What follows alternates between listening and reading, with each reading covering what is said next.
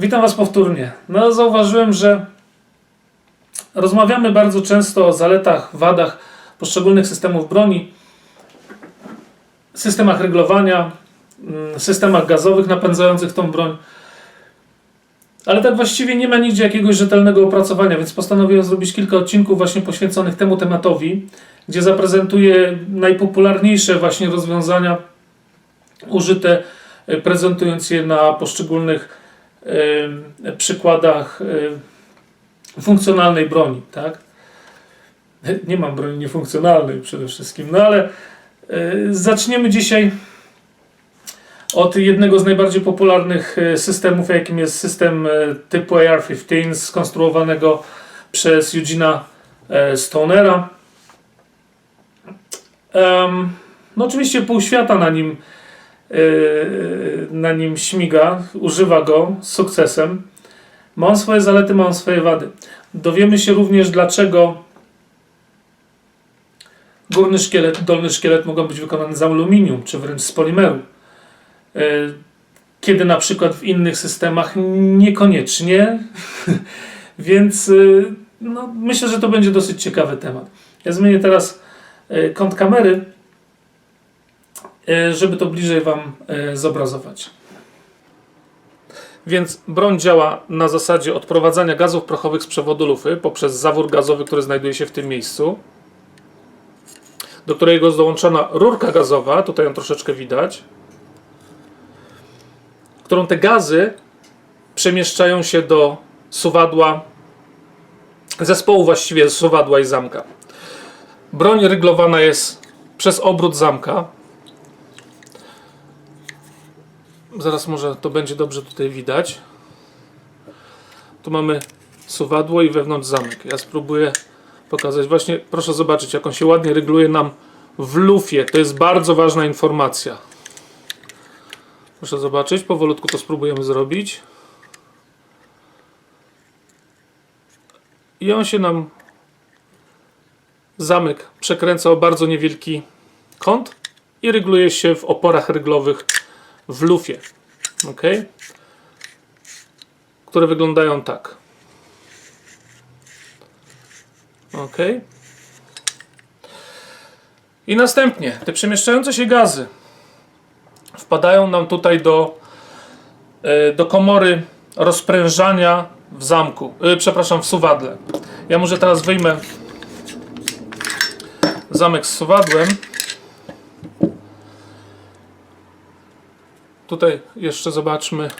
Tu mamy tą wystającą rurkę gazową, która wchodzi w odpowiednią część suwadła, która nazywa się kluczem gazowym. I te gazy przedostają się właśnie tędy do środka tej komory. Następnie ja może rozbiorę ten zamek szybciutko. Używamy do tego naboju lub jakiegoś innego narzędzia. W ten sposób wyciągamy iglicę. Następnie cofamy zamek w odryglowaną pozycję.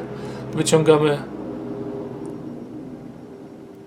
ten przetyczkę odryglowującą i wyciągamy zamek. No i teraz podczas kiedy te gazy są w tej komorze tutaj wewnątrz, która też jest zresztą chromowana, żeby zapobiegać odkładaniu się nagaru i tak dalej. Nie jest to zbyt czyste, no ale dobra. Muszę tutaj wyjaśnić pewną rzecz. Tylna część zamka posiada uszczelki, które działają dokładnie tak samo jak uszczelki na cylindrach w silnikach spalinowych. Ma to za zadanie uszczelnić po prostu cały system. I w momencie, kiedy gazy wpadają do tej komory tutaj, zamek jest dociskany do lufy, w sensie właściwie jest zaryglowany w lufie przez bardzo krótką chwilę. Do momentu, kiedy siły działające również na inne części suwadła odpychają częściowo suwadło, aż do momentu, kiedy te vent holes przejdą przez uszczelki i spowodują obniżenie ciśnienia gazów. Do tego momentu cały system był zareglowany.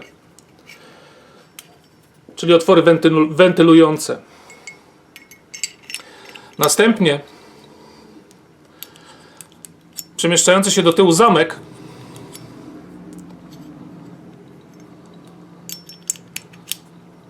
powoduje odryglowania zamka, który się porusza w tych krzywkach odryglowujących. Ok? I cały system idzie do tyłu, ściskając sprężynę powrotną. Ok? Jest to system bardzo, bardzo prostoliniowy, sprzyja szybkiemu powtarzaniu strzałów, tak w ogniu pojedynczym, jak i automatycznym. Czy uszczelki mamy dobre? Sprawdzamy w ten sposób. Stawiamy zamek, jeżeli opadnie pod własnym ciężarem, uszczelki trzeba wymienić. To jest drobna naprawa, nie wiem, może $2 cały komplet kosztuje, więc proszę bardzo, to już jeszcze nic nie opada. Dlaczego to jest takie ważne, że zamek reguluje się w lufie? Dlatego, że żadne inne części broni nie są obciążone stresem, żadnymi siłami podczas funkcjonowania broni. Czyli tak jak w innych konstrukcjach, które opiszę za chwilę, w następnych odcinkach, nie mamy ryglowania gdzieś w szkielecie, nie mamy gdzieś w górnej części szkieletu, z niczym nam się po prostu to nie łączy. Cały system funkcjonowania tej broni opiera się tylko i wyłącznie na lufie, zamku i suwadle, które ten system reguluje się razem z sobą. Nie ma nigdzie obciążeń. Dlatego można wykorzystać stopy lekkie, można wykorzystać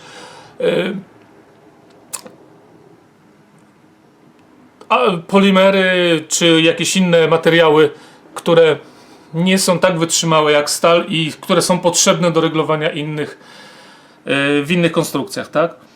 Przede wszystkim ten system bardzo sprzyja celności, dlatego jak widzicie tutaj wielowypustowe rygle, jest ich tutaj 7 bodajże, tak?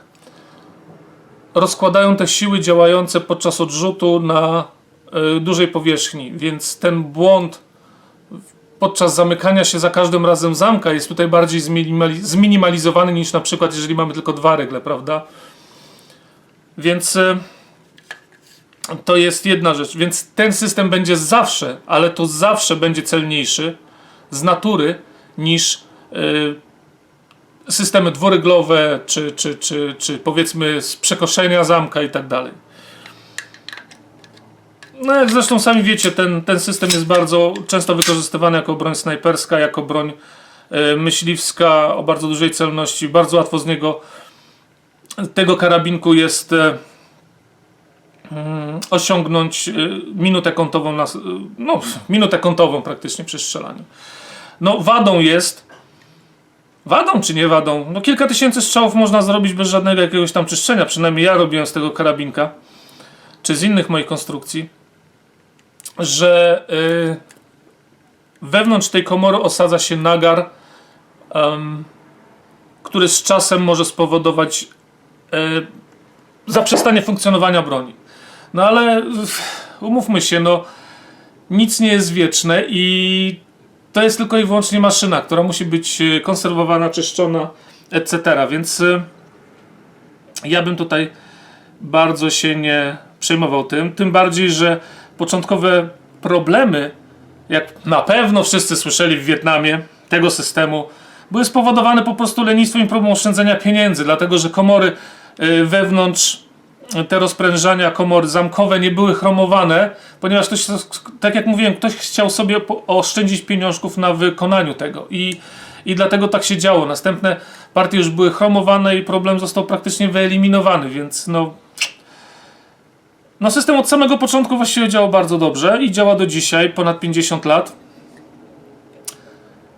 Więc no i pół świata na nim śmiga, prawda?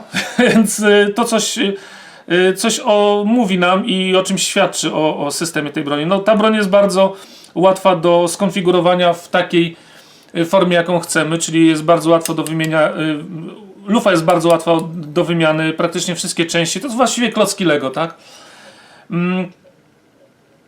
Jeżeli mamy military specifications, wszystkie części, nie powinniśmy mieć żadnych problemów. Dlatego jeżeli kupujemy części, czy na przykład jak tutaj buffer tube albo cokolwiek właściwie do tego karabinu, musimy patrzeć na opis, jaki mamy podczas opis tego produktu, czy to jest commercial, czyli komercyjny, czy wojskowe specyfikacje, czyli military specifications, dlatego że one się różnią troszeczkę wymiarami. Military specifications pasują wszystkie praktycznie do siebie. Ja nie miałem nigdy problemów, jeżeli chodzi o headspace, jeśli chodzi o zamek, o ryglowanie w lufie, o tego typu rzeczy, o pasowanie części. Absolutnie żadnych problemów, więc to jest bardzo duża zaleta tego karabinku. Myślę, że dlatego pół świata po prostu używa tego systemu.